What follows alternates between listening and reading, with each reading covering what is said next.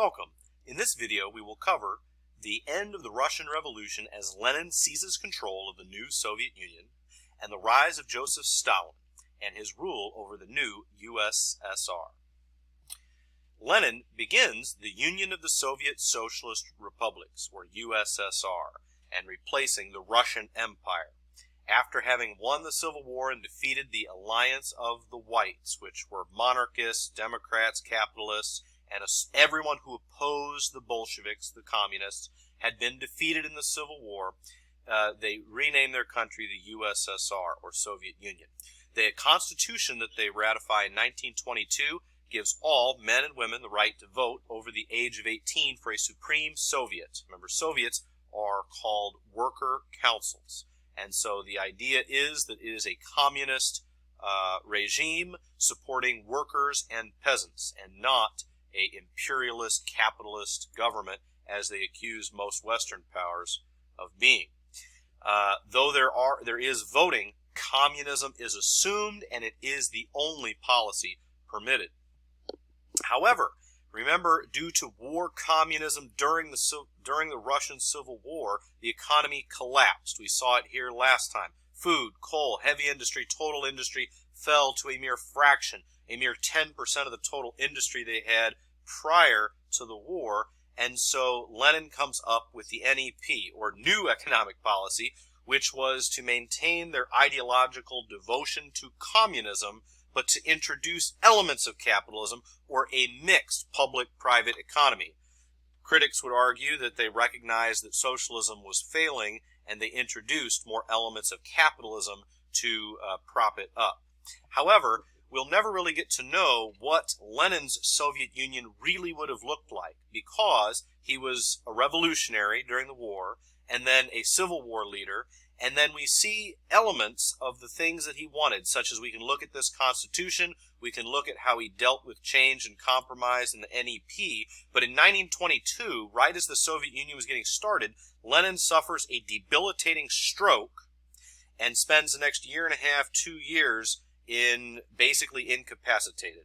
And then he dies pretty unexpectedly at a relatively young age of 53, leaving a power vacuum in the Soviet Union and leaving room for the rise of Joseph Stalin. With the rise of Stalin, communism was known for proclaiming a dictatorship of the proletariat. That the proletariat, the poor workers, were meant to be the rulers themselves of Russia. On the other hand, you really saw a dictatorship of the party, that it really kind of didn't matter what the workers actually wanted. It mattered what communist leadership thought the workers deserved or wanted. But in Joseph Stalin, we see not even the dictatorship of the Communist Party, but we see a dictatorship of one man, Joseph Stalin. Now, where does Stalin come from? He actually was not Lenin's number two. Leon Trotsky was. Trotsky was a popular leader during the revolution. He was the leader of war communism and basically directed military operations during the Civil War, and had a lot of success and a lot of popularity. He himself was an intellectual, a pure Marxist. He believed in international socialism and the idea that he was a true believer in Marx, that the revolution in Russia was only the start, and that socialism and communism would spread all over the world. He was also more idealistic, more of a democratic socialist, that they did brutal war communism only as a stopgap to preserve socialism, but truly believed that once people saw what communism was like, that they really would like it, and you wouldn't need as much force to maintain it, only to implement it. Stalin, on the other hand, worked his way to becoming the general secretary of the Communist Party, and he was never allowed into the upper tier of the party by Lenin. He distrusted him, thought he was a brutal, cold man. But what he did, Stalin, was put his men, his followers, into key strategic government offices, including in the security apparatus. And what happens is he systematically pushes Trotsky to the margins. He gets his own men into security positions where they can label other people as threats and eavesdrop on their conversations, and by using this personal pressure, he actually gets the party to take a vote, and they force Trotsky into exile. he leaves and goes to Mexico, and he'll live and die in Mexico City, where actually Stalin, years later, 10 years later, will send an assassin to murder Trotsky with an ice pick in Mexico City in 1940, I believe. So that's how Stalin takes control, and we call this form of government, and including fascism and the Nazi Party in Germany, their rule, we call this totalitarianism, where the government has total control over every aspect of life. How is this different from absolute monarchy, you might say? Well, remember, in absolute monarchy, the absolute monarch has control of the government, but not every aspect of daily life, as we'll see in our examples of the USSR, Nazi Germany, and fascist Italy. How do they maintain total control over every aspect of one's life, you may ask? One of the most basic things you will see is a secret police. This doesn't mean that there isn't a normal police force. There is. If you have an issue, someone, hits your car or punches you in the nose or steals something from you, you call the regular police. They still exist. The secret police don't wear a uniform. They may not have a badge. They probably do have a gun, and they don't have a rule book. They report directly to the leader, or at least the leadership within the secret police. They come in the middle of the night. They can come talk to you. They could be anyone, and anyone you know might be an informant for them. And they interrogate you. They may let you off with a warning. They may take you to an unmarked building and beat you with an inch of your life and leave you lying in the street as an example for others. They may kill you and throw your body in the street. They may, most terrifyingly, disappear you. Where someone, goes to bed one night, people in the neighborhood hear a knock at the door, and then you're never seen again. And no one has any answers. You're not in jail. You haven't officially been executed. No one, they're just off the books. A truly secret police force, and this is terrifying. They use the media and control the media, television, radio, newspapers, and fear. Fear keeps the people in line. So you see the state exercising control over the church, the family, the economy, the school, the media, and all of it serves to support the state agenda. Our first case study we're already well deep in is Soviet Russia. And we've already spoken about some of this briefly. A quick reminder about some of these definitions of socialism. Sometimes these words all run together. Marxism. When someone says Marxism, it's a form of socialism or communism that is theoretical, ideological, based on the writings of Karl Marx and Friedrich Engels. Notably the Communist Manifesto of 1848. Marx never lived in a communist state. He never was a revolutionary himself. He was from Germany, lived in England, wrote books about how great he thought the communist revolution would be. All future communism, socialism really goes back to the writings, the theoretical writings of Karl Marx. Next, anyone who says they are a democratic socialist, they effectively believe in Fabian socialism, the idea of a gradual, more democratic socialism. So often in a democratic society like the United States, when you see someone says they're a democratic socialist, this is more the tradition that they're coming from. Communism refers to a full-on classless, propertyless society created by the revolution, sort of based on what Marx had to say, and it is the furthest extent of socialism.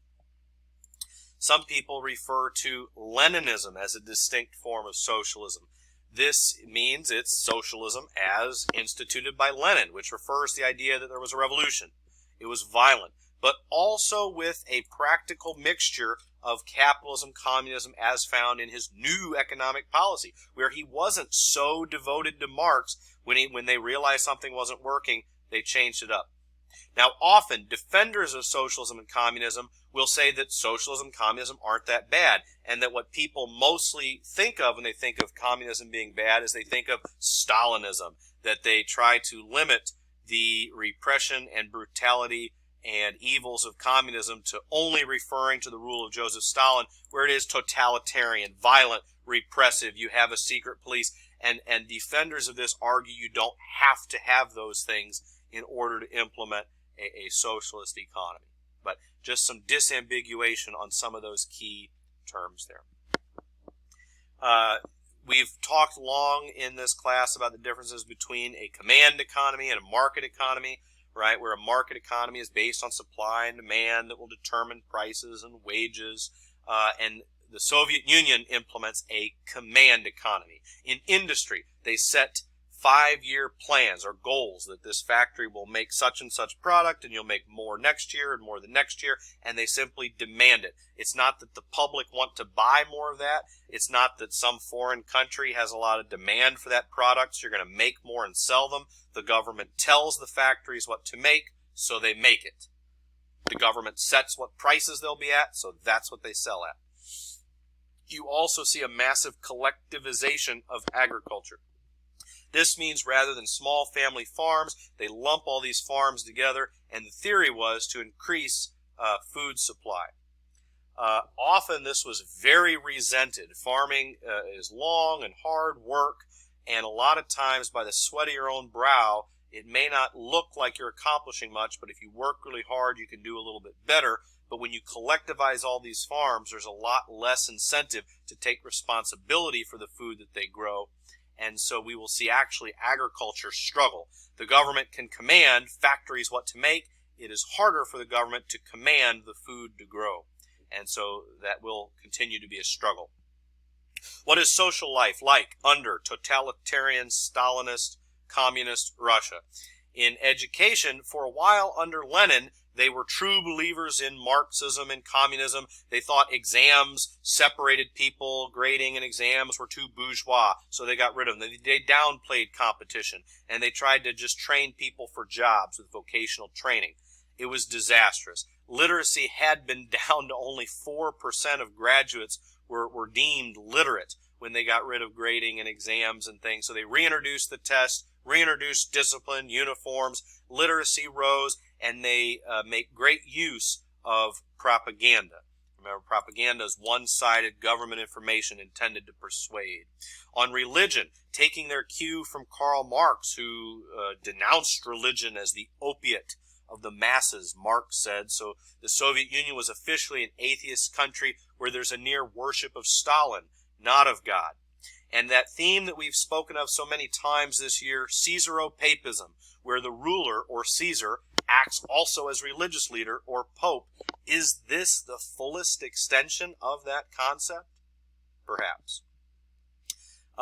With the emphasis of women, they tended to promote official equality, though there is a major push to have children and have a healthy birth rate. Remember how many people have died during the several wars. Art was sponsored, but a lot of it was government propaganda, and you had to a lot of flattering paintings of Stalin, but they also tended to really portray workers, real, ordinary, poor people, and this was called Soviet realism. A major event in the Soviet Union in the late 1930s was called the Great Purge, where Stalin eliminated, meaning killed or had put on trial, many of his former rivals and allies within the Communist Party. And they would make use of these show trials where the person would plead guilty and throw themselves at the mercy of the party, and these might be televised. And why would they get someone to confess to something they hadn't done? Well, they might threaten your family. And so these made for sort of great radio and great political theater, the trials of his former opponents who would confess to being enemies of the state, even if they really hadn't, because they feared even worse torture for them or their families than to even get executed for being an enemy of Stalin. The Soviet Union is also famous for its intelligentsia, spelled correctly, its intelligentsia and its commissars. These are political appointees who their main duty was to enforce communist Soviet orthodoxy. So they're there to check up on people, and they're not technically, say, in charge of an army unit or a school, but they're there to make sure that you're endorsing the proper communist ideology. And one of the major events later in foreign policy is the shock of the world when the Nazis and Soviets signed the Molotov-Ribbentrop Pact in 1939, which will set us up for World War II. Next time, we'll look at fascist Italy. Thanks for watching.